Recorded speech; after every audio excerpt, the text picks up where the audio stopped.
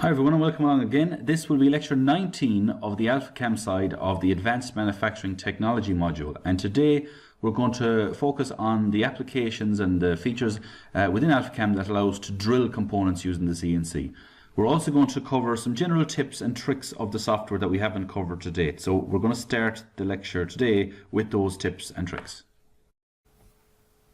So back in Alphacam itself, there's no particular order or logic to the order that I'm going to do these tips and tricks in, just a few bits and pieces that we haven't covered to date that I think you'll find to be useful. So let's go to View and XY and go to Geometry and just draw some geometry. Maybe if we just draw 4 lines, but deliberately leave it open like that. And you could use the Extend tool to close out that loop. If you wanted this to be an enclosed area, you could use that tool. Control G there will just turn off that ghost tool. But if you go to Edit and Fillet and use a fillet radius 0 and select the 2 lines, it's a very quick way of closing a loop like that. So up here we've got the Extend tool there, and it's kind of the opposite of the Trim tool, but the Extend tool does just that. But like I said, the fillet tool with a radius of 0 also does that. So let's go to Edit, Delete, All, Finish. Okay. So we're back at a blank part now. I want to show you an application of a fillet called the bubble fillet. So to begin with, go to Geometry, go to Rectangle, and let's set the bottom left to be 0, tab 0, enter, and the top right to be 400, tab 500, enter. So there we have a rectangular panel. Going to Edit and Offset. I want to offset that in, let's say, 75 mil. I don't want to offset lines or arcs. I want to offset the whole geometry, all of the rectangle. And press OK. And let's offset that by clicking it and then clicking anywhere inside it. While we're at it, go to Offset again, set a value this time of 12 and offset that little inner rectangle inside.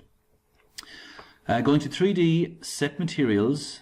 I'm going to set that outer rectangle. Let's just give it a value of -22. So the top will be 0, the bottom -22, and press OK. Going to View and ISO, I can see what I have there. So this is going to be a mock-up of a panel of a door, and I want to put a rebate for a glass or a mirror or some sort of other panel in it. So the rebate is going to be between those 2 green lines. So if I go to Machine, Select Tool, let's say a flat 10mm cutter, and Control G, and let's go to Machine, Tool Directions, Inside, and set the ghost tools to be inside both of those rectangles. So now I'm going to go to Rough or Finish, Levels and Cuts, Safe Rapid Level 40, Rapid down to 5. Just on a side note, you've noticed so far that all the times that we've ever machined something, we have to put in those rapid levels, and we typically always use the same ones. In a few minutes I'm going to show you a way that will populate these boxes automatically so that by default, instead of being 0, they'll be the 40, the 5, and in this case the final depth will be -22. Number of cuts, I'd normally put that to be 2 or 3. I'll leave it at 1 for today just to speed up the operation. So press OK and apply the machining to that inside rectangle and press Finish. If you go to View, Solid Simulation and run it, you'll see it's going to machine out the opening for the glass or panel, whatever is going to go in there.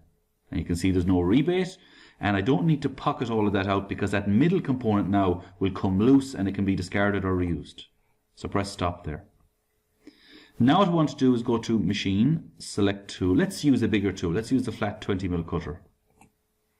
And let's go to Rough or Finish again. And everything is going to be the same. Levels and cuts will be there. So press OK. And this time I want to run that on the outer of the 2 rectangles. So press Finish.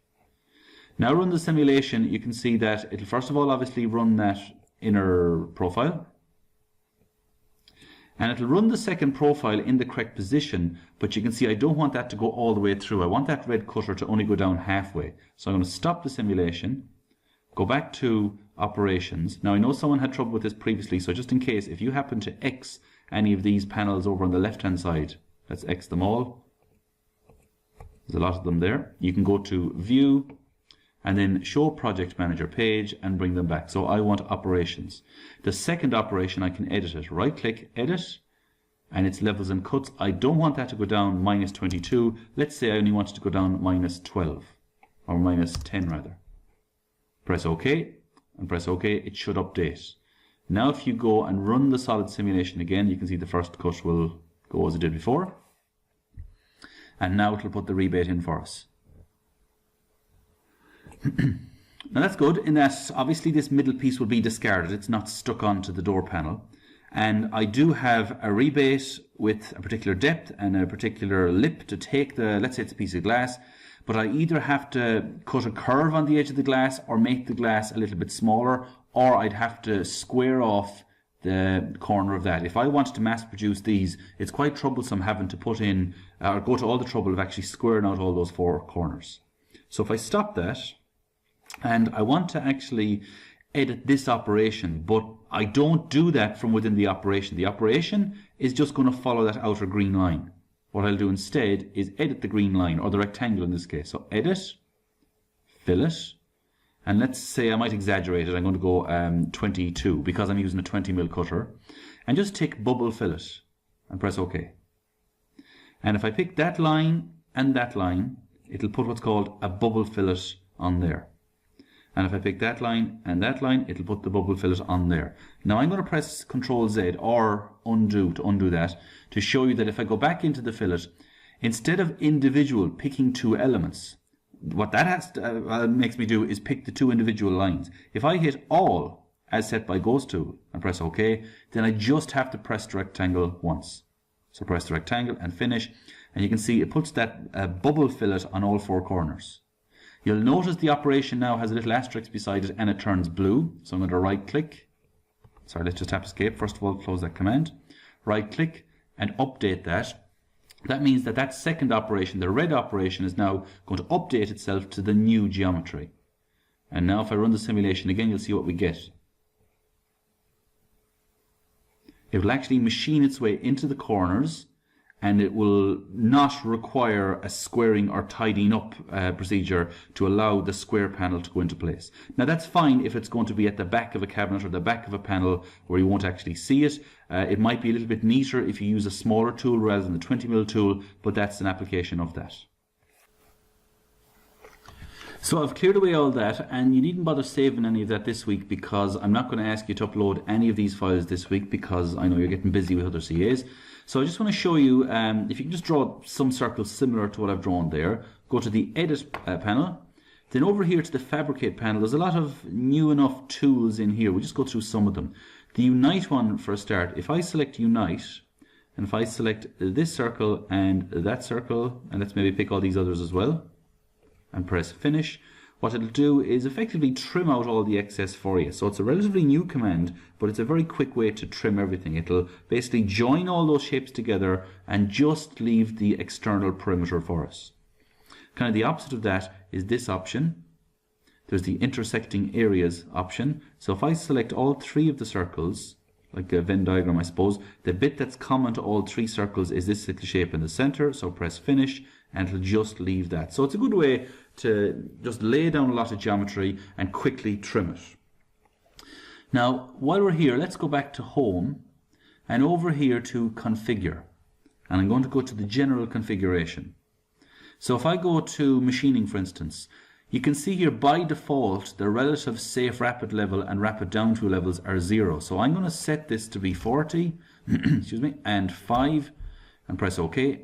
And what that means is anytime I now go to machine something, let's just prove it. If I go to machine out this, let's go to 3D, set materials, press OK, and let's go to an ISO view, and I'm just going to select a tool. So machine, select tool, flat 10mm cutter is there, and let's go to machine this. So rougher finish, levels and cuts, and you can see straight away safe rapid level 40, rapid down to 5, they're populated for us already.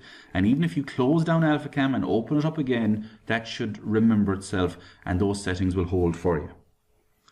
So back to Home and back to Configure General. Let's go to Settings, the very first one.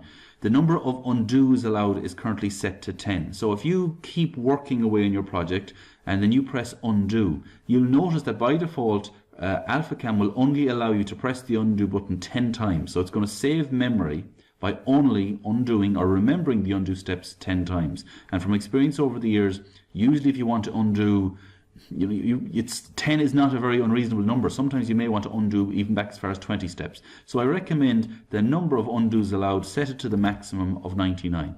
Also, the autosave file, why not set that to every 5 minutes? And there's plenty of other options you can change in there if you so wish. So geometry, everything looks good there. Line widths, there's no real reason to change those. Machining we've looked at as well.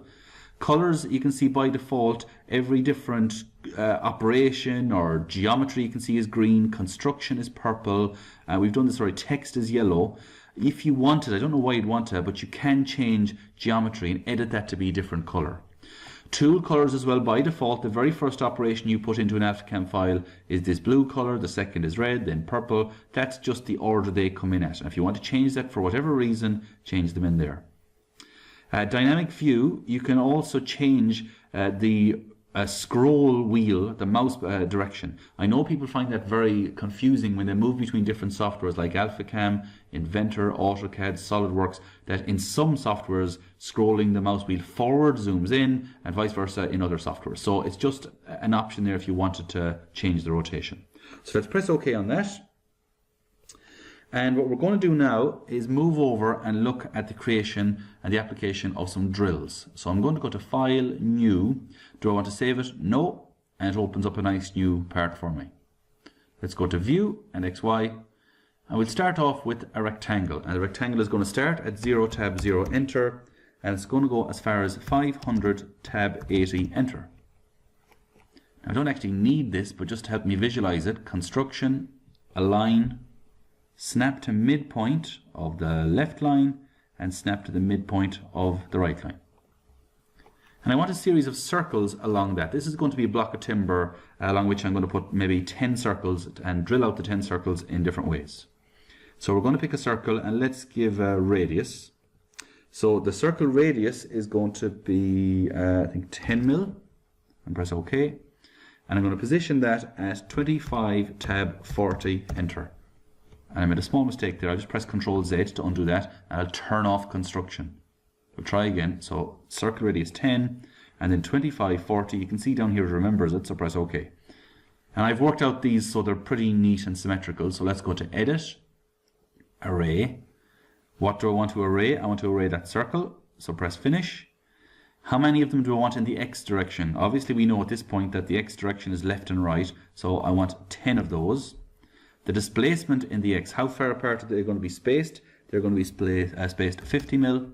And I always tend to make this mistake. I press OK straight away and it throws up an error because I have 0 of them in the Y. And I already have one of them, so I can't have 0. So let's just say one of them in the Y and press OK. So I now have 10 holes that I want to drill. So let's go to 3D, Set Materials, and click that outer rectangle and tell that to be, say, -75. It's a big block of timber. And let's go to View, ISO. So to drill those out, it's very similar to machining any other piece of geometry. We'll go to Machine, let's select a tool, and this time we're going to use a drill. So we'll start off with the drill 5 mil. Now we can clearly see that that drill is smaller than the hole, but we'll accept it anyway. And now in Machine, we're going to drill or machine holes, and this is usually where you go, drill, tap holes. And there's a lot of options in here. We'll deal with some of them as we go, but now we just want a regular drilling operation. We want to go to levels and cuts, levels and data. You can see it's already populated in a lot of this. The safe rapid level should be 40, rapid down to is 5, and the top of the hole is 0, which is the top of our workpiece, and the bottom of hole, let's say -50. And tool data, that all comes in, the speeds and stuff like that, comes in from the tool itself. So press OK. And the first 2 holes, I'm going to click them and press Finish. And you can see here it gives you the warning. Warning, hole diameter and tool diameter are different. So we've got a radius 10 or a diameter 20 hole and we're using a 5 mil tool to cut it. So I just press OK and 2 circles are selected. It still allows it. And if I press the simulation and press play, you can see it's still going to drill with the small drill even though the hole is much bigger. So let's go to Machine and select Tool, and just for practice we'll use a drill 10 mil. and we did a radius 10mm circle, and this is a diameter 10mm drill. So there can be some confusion there. Be very careful about your radiuses and radii rather, and your diameters. So if I do this again, drill machine holes, and just press OK and select these two holes, even though I put in a value of 10 for the circle and 10 for the drill, the circle was a radius, the drill was a diameter, and it throws up the same error. Warning, hole diameters and tool diameters are different. Just accept it and press OK, and it'll also drill in the same way. So the first two are going to get drilled with the 5mm, second two with the 10mm. And let's stop. So the next two we'll drill with the proper tool. So let's go to select tool, and it's a drill 20. And you can see from the visual it fits perfectly into the hole. So let's press enter to accept that. And drill machine holes, drill or tap holes. Everything is normal, so I mean I still have the rapid level of 40, then the rapid down to a 5, material top is 0, bottom of hole minus 50, so let's press OK. And hopefully now if I click these two and press finish, yeah, you don't get the error saying that the tool and the hole size are different. You just get the notification that you've selected two circles, so press OK. And let's give that one more run, and you can see it'll drill all 6 of them. Now that's actually handy sometimes because you don't necessarily have to have the size of the circles precise. If you want to change a job on the fly, just change the tool and the same geometry will actually do you. Now the second last set of holes, I want to go to select tool, and I want to look for, let's see, in fact I don't have any tool larger, any drill larger than 20, so let's make one very quickly. So I'm in machine, define tool, I want to create a new drill. And let's just make this tool number 123. Its length is going to be 100 or something like that. Diameter, let's make it 35. And I'm going to leave everything else the way it is and press OK. And no matter how many times you press OK, it won't actually let you create this tool. Because this is a drill, and a drill has to have a sharp point at the bottom, the cone angle. And just from experience with them, usually that angle is 118 degrees. So now that you put in the cone angle and press OK, it allows you to save the tool. So I'm just going to call this Des's 35mm drill. And press save. And now it should be there for use by us. So if I go to select tool, and it should be in here somewhere, there it is, double click it. You can see that's way bigger than the hole this time. And if I go to apply that and press OK, you should see I get the same error, that it's a different size, but this time it's bigger.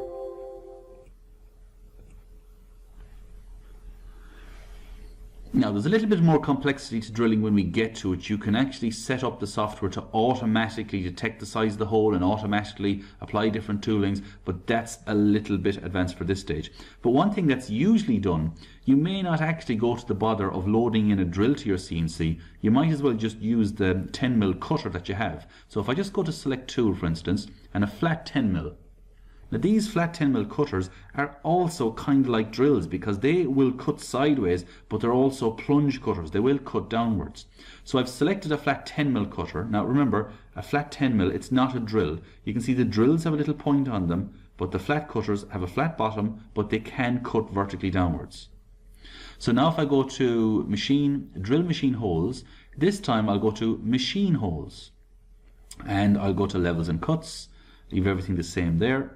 Now I'm not going to change the number of cuts. I probably should, because these cutters typically or sometimes mightn't like plunging down vertically all the time. They might only like to plunge down a certain distance. So I'll just leave it at one cut for now. Leave everything the same, press OK, and select the two holes and finish, and it'll effectively do a little pocketing exercise on those holes.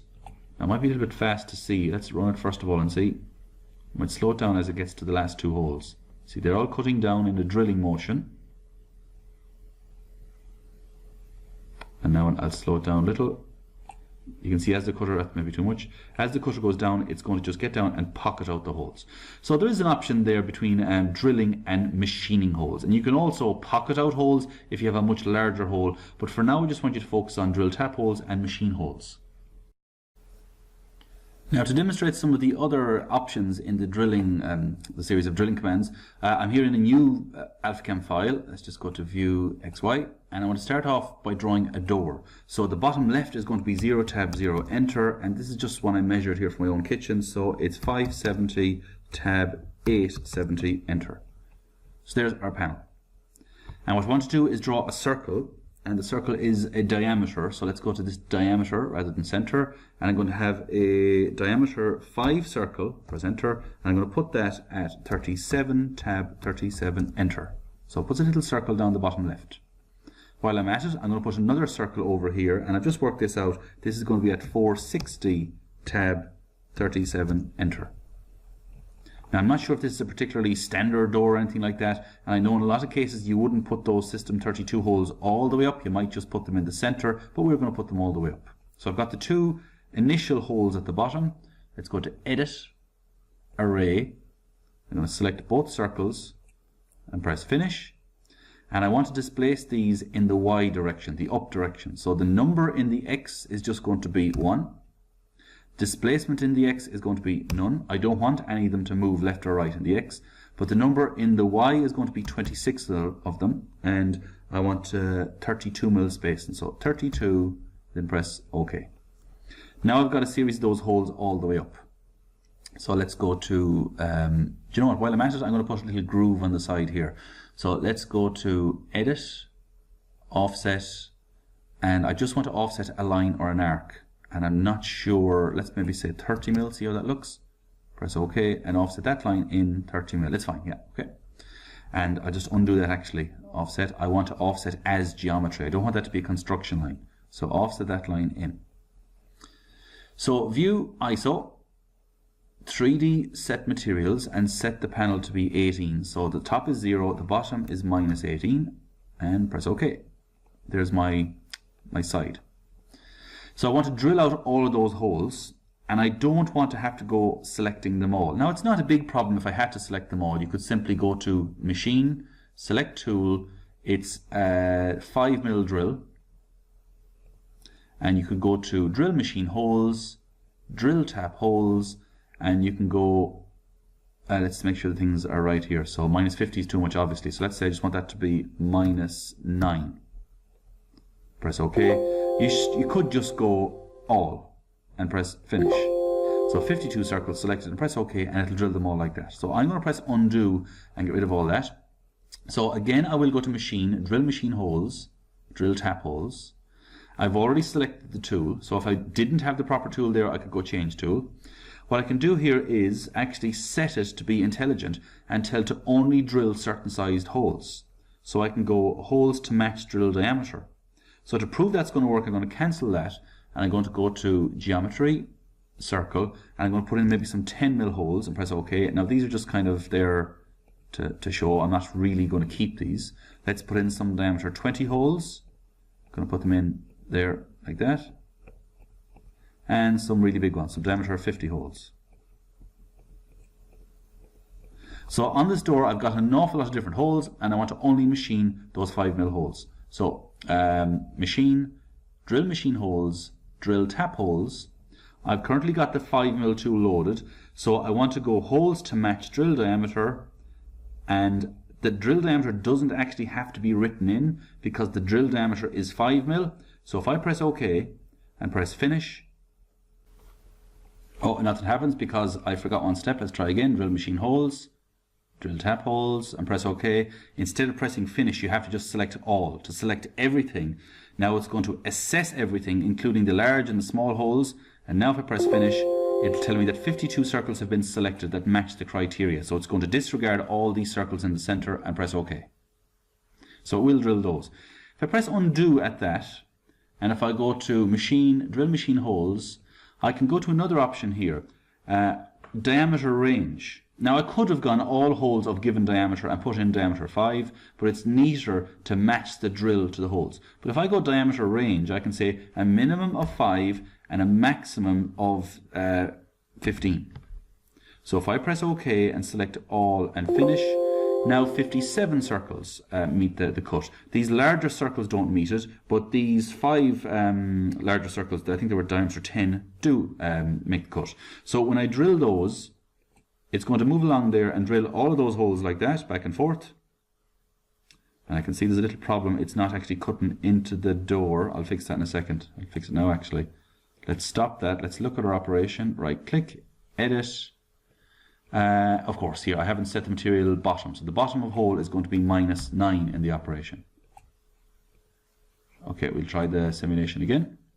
And that's much better. So because it picked up a few of these other holes here, I've told it to drill them. Even though the drill is a different size, once it gets to the top, it's going to come back and drill out these other holes regardless of the size. And there you have it. So I'll stop that. So if I stop that simulation, you can see at any point you can go to edit and delete all those geometries, just those spare ones. It can't have a machining operation usually without the geometry. So if I delete those and press finish, I want to delete those geometries and the toolpaths, so go both, press OK. Some of the toolpaths stayed there, so you have to get back to operations, right click, let's just close this first of all, tap escape, right click and update the operation, and now you're back. So there's one other thing I want to cover today, so let's go to home, and or file rather, and new, I don't want to save it. And I just want to do a very simple introduction to machining styles. So let's just draw a rectangle, 0, tab, 0, enter, and let's use the same size as previously. So 570, tab 870, big panel there. And let's go to view, or 3D, set materials, let's just give it a -18 value as well. So there's a door, and I want to go to geometry, line, and let's just draw a couple of lines across it. And this is just a proof of concept really, so I'm not really concerned about the sizes of those. And I want to go to machine, whether it's a drilling exercise or a rough or finish or any sort of exercise, you can save those, because in a company you might have, well, you certainly will have a finite set of tools to use, and you probably have a finite set of operations. So you might be doing 10 mil wide, 10 mil deep grooves over and over again. So what we have to do now is go to select tool, flat 10 mil cutter, tool directions, let's leave it centered for now, rough or finish, levels and cuts, 40 and 5, they've now are constantly and always going to be pocketed or populated in because I went to home and configure a while ago. But let's say the final depth is going to be -10. I want that to happen in 2 cuts. You can change all the different lead in and lead out if you want. So press OK and apply it to that line. Now that operation is something in my company that I might want to do over and over again. Just based on the way I put the panels together, I might want to frequently use a 10 mil tool to cut that depth of a groove in that number of steps and so on. So once you have the operation logged here on the left hand side in this tree as it's called, you can right click that operation and go save as a new style. And I'm going to call this Des's 10 millimeter by 10 millimeter groove in 3 passes. And I recommend you giving it a descriptive name like that. Depending on your permissions in the computer or on the computer that you're working at, it may or may not allow you to save it in there. It should. So it's going to save it into this folder. And the only way you can actually delete these styles is to get in there and find that folder and delete them afterwards. So I'm going to press save. Now that style on this machine, with me logged into this machine, is usable and reusable over and over again. So if I want to go to machine, rather than starting all that process again, I'm simply going to press the drop down arrow here and select styles, apply style to selected geometries, and it opens up the folder. So I'll double click the style I just created, select the line and press finish, and it happens instantly. So it's just a matter of getting the tools over here, or rather the operations in place, and then right clicking them and saving as new style. Now I know and I work with companies that do that, and that is the only way to do business out there, rather than manually setting up the machine and the operation every single time. So we're going to do more on that when the time comes. When we get a bit more advanced with the software, there's a couple of steps to do before that. You can have it automatically detect and look at all the different holes in the door, and it will detect and apply the proper style. For instance, it'll apply the 5 mil tooling style to all the 5 mil holes and the 10 mil style to all the 10 mil holes. You usually won't have to manually put in all of these operations anyway. Now, as always, because we only have an hour designated to us each week, I want to keep these videos to about a half an hour, allowing you a half an hour to actually practice and draw along with the exercises. So next week, we're going to pick it up from there, where we're going to explore the workflow from software such as Inventor and SolidWorks and AutoCAD through into Alphacam. So we want to get to the stage where we can draw our components in Alphacam or in Inventor rather, that we're very familiar with, and bring those straight across into Alphacam and have them machined pretty much automatically, or certainly without much hassle. Because Alphacam is great software for the CAM side of things, but without doubt Inventor and SolidWorks and other 3D solid modeling softwares are much better at allowing you to actually generate the shapes and the forms. So it's very useful if we're able to draw our creations in Inventor and then bring them across to Alphacam to be machined. Now, I'm not going to ask you to upload anything this week, but what I do want you to do is start your revision for the exam. So in a couple of weeks' time, we're going to have an end-of-term exam. If you check the operations calendar, you'll see exactly when that is. It's going to be an hour-long exam in one of the computer labs where you're going to have to draw and machine something given on the day, and it's going to incorporate something from each of the lectures to date. Okay, so thanks for your time, and I'll talk to you next week.